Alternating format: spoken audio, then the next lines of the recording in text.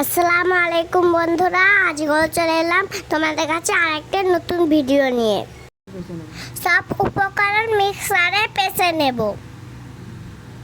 পেঁয়াজ, টমেটো, শুকনো লঙ্কা, আদা রসুন সব ভালোভাবে মিক্সারে পেষে নেব। এখানে আমি ডিম আলু সিদ্ধ করে নিচ্ছি। একটা কড়াই বসিয়ে দিয়ে দেব তেল। সিদ্ধ করা আলু ভেজে নেব। দিয়ে দেব নুন, সামান্য হলুদ গুঁড়ো। ভালোভাবে ভেজে নেব। আগে থেকে কেটে রাখা পটল দিয়ে দেব। পটল আলু একসাথেই ভেজে নেব। পটল আলু ভাজা হয়ে গেছে, উঠিয়ে নেব। ওই কড়াতেই সিদ্ধ করা ডিম ভেজে নেব। ডিম ভাজা হয়ে গেছে, উঠিয়ে নেব।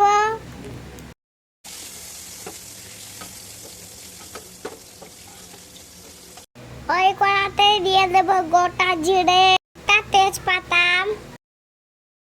দিয়ে দেব আদা রসুন, পেঁয়াজ, টমেটো, শুকনো লঙ্কা বাটা। ভালোভাবে নেড়ে চেড়ে কষে নেব।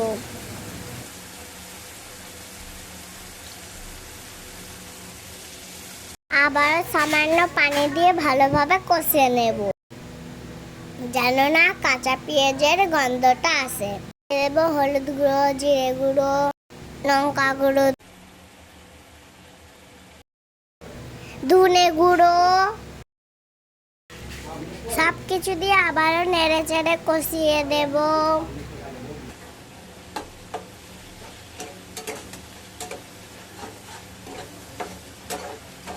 কষা হয়ে গেছে, ভেজে রাখা আলু পটল দিয়ে দেব।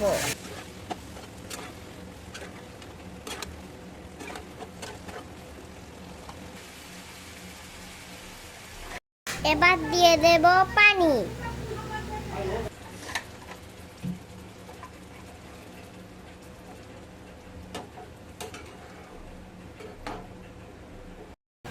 ঢাকনা দিয়ে ঢেকে দেব সিদ্ধ না হওয়া পর্যন্ত।